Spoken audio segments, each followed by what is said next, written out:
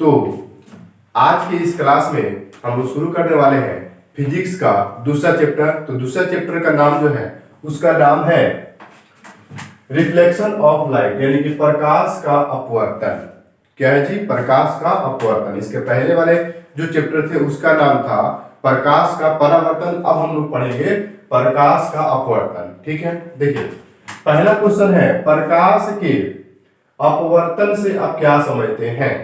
तो इसका डिफिनेशन देखिए क्या लिखेंगे जी। जब प्रकाश एक माध्यम से दूसरे माध्यम में जाता है तब प्रकाश की किरणें अपने पथ से विचलित हो जाती है। तो प्रकाश के मुड़ने की इस या फिर घटना को प्रकाश का अपवर्तन कहा जाता है। यानी कि जब प्रकाश एक माध्यम में से दूसरे माध्यम में जाता है और उस माध्यम में विचलित हो जाता है, ठीक है, दूसरे माध्यम में, तो उसको हम क्या कहेंगे? प्रकाश का अपवर्तन कहेंगे। क्या कहेंगे जी? प्रकाश का अपवर्तन। ठीक है, जैसे आपको एक आकृति दे करके समझाई गई है। ठीक है, देखिए ये हमारा हवा है जिसको कहते हैं विरल माध्यम, और ये हमारा है सघन माध्यम, ठीक है, जो कांच है। तो यहाँ पे जो है ना एक आपतित किरण, ठीक है, यानी कि इस प्लेट पर, इस कांच पर एक आपतित किरण पड़ रही है, ठीक है, और यहां से अपवर्तित होकर के लौट जाती है। ठीक है, तो यहाँ पे दो कोण बनते हैं, एक बनता है आई और एक बनता है आर। ठीक है, तो आपतित किरण, ठीक है, और अपवर्तित किरण, इन दोनों के बीच में देखिए अभिलंब जो हम लोग डालेंगे या बीच वाला एम और एन, इन दोनों के बीच में एक बनेगा आर कोण, एक बनेगा आई कोण। ठीक है, तो आपतित किरण और अपवर्तित किरण जब अपने पथ से विचलित हो जाती है, यानी कि आपतित किरण अपने पथ से विचलित होकर के अपवर्तित किरण बन जाती है,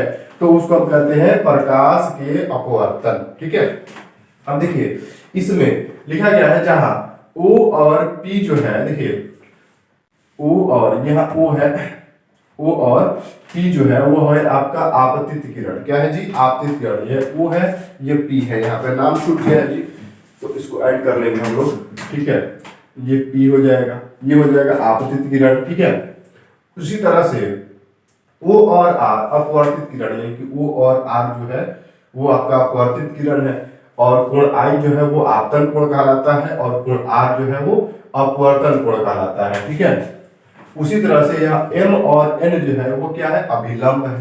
ठीक है, तो यहाँ लिख दिया गया अभिलंब होता है। तो इस तरह से आप इसका डिफिनेशन दे सकते हैं प्रकाश के अपवर्तन का। ठीक है, अब बढ़ते हैं आगे। प्रकाश के अपवर्तन के नियमों को बतावे। प्रकाश के अपवर्तन के नियम कितने होते हैं? देखिए प्रकाश के अपवर्तन के नियम निम्न है। कौन कौन होता है? दो होता है जी।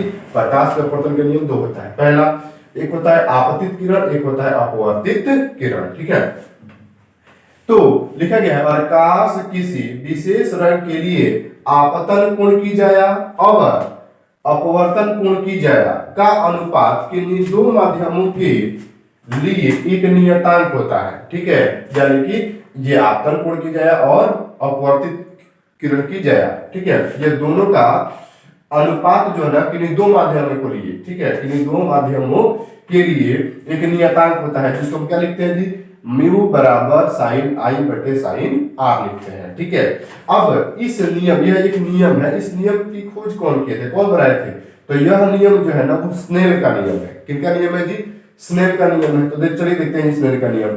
अगला क्वेश्चन है स्नेल के नियम को बता दो। ठीक है, स्नेल का नियम किसे कहते हैं? तो देखिए हमारे महान वैज्ञानिक स्नेल साहब ने सन 1621 ईस्वी में एक नियम बताया जिसे स्नेल के नियम कहा जाता है, और वो बताए थे, देखिए वो प्रकाश के नियम को ही बताए थे जो अभी हम लोग लिख रहे हैं ना, म्यू बराबर साइन आई बटे साइन आर, इसी नियम को बताए थे। और लिखेंगे देखिए प्रकाश की किसी विशेष रंग के लिए आपतन कोण की जाया और अपवर्तन कोण की जाया का अनुपात किन्हीं दो माध्यमों के लिए एक नियतांक होता है, इसे म्यू से सूचित किया जाता है। यानी कि नाम क्या दे दिए उनको? म्यू नाम दे दिए, और क्या लिखे?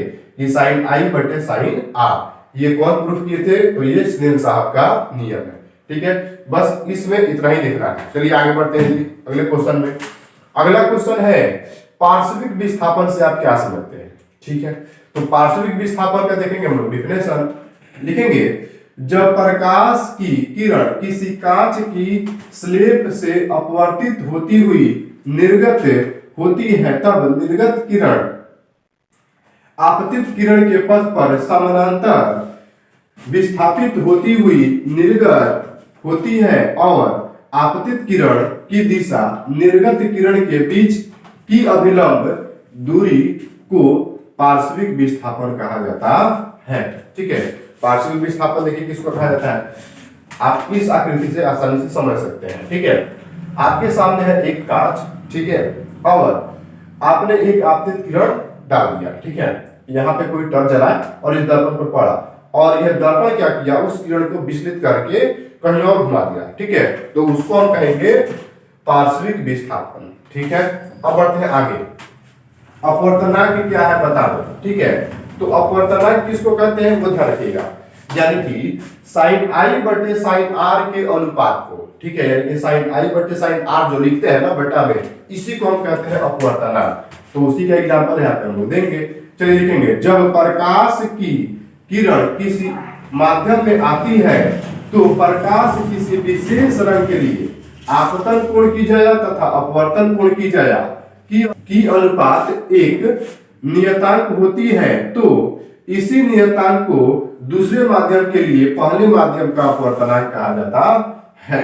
ध्यान रखिएगा, अभी बताया ना जी, म्यू बराबर साइन आई बटे साइन आर जो लिखते हैं, इसको बटा में जो लिखते हैं, इसी को बटा में जो लिखने की प्रक्रिया है, इसी को हम कहेंगे अपवर्तनांक, और इसे म्यू से सूचित किया जाता है। ठीक है, अब स्नेल का नियम देखिए, स्नेल का नियम ये फॉर्मूला बताया। ठीक है, और इन दोनों को यदि बट्टा में लिख दीजिएगा तो इसको हम क्या कहेंगे, अपवर्तनांक कहेंगे। ठीक है, अब आते हैं आगे। अपवर्तनांक दो प्रकार के होते हैं। कितने प्रकार के होते हैं, दो। पहला होता है निरपेक्ष अपवर्तनांक और दूसरा होता है सापेक्ष अपवर्तनांक। तो हम लोग पहला नंबर में लिखेंगे निरपेक्ष अपवर्तनांक क्या है। ठीक है, देखिए हवा के सापेक्ष निरपेक्ष अपवर्तनांक क्या होता है, देखिए हवा के सापेक्ष किसी प्रकाशीय माध्यम के अनुपात को निरपेक्ष अपवर्तनांक कहा जाता है। अब आते हैं सापेक्ष अपवर्तनांक पे।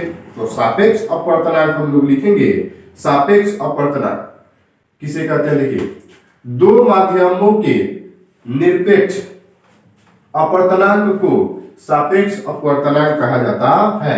यानी कि दो माध्यम हो जिसका निरपेक्ष अपवर्तनांक हो, उन दोनों को आपस में मिला देने से क्या बनेगा जी, सापेक्ष अपवर्तनांक बनेगा। ठीक है, अब आते हैं आगे, निम्नलिखित की परिभाषा दिए।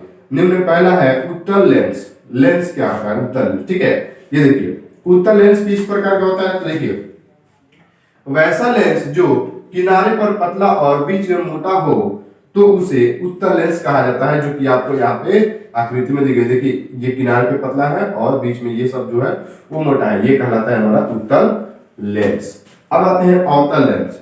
अवतल लेंस वैसा लेंस जो बीच में पतला और किनारे पर मोटा हो तो उसे अवतल लेंस कहा जाता है। जैसे देखिए ये किनारे पर जो है ये वाला ये मोटा है, ठीक है, और बीच में जो है यहाँ पे पतला है, तो इसको हम कहते हैं अवतल लेंस। ठीक है, तो आज के क्लास में इतना ही, फिर मिलते हैं अगले क्लास में, तब तक के लिए जय हिंद।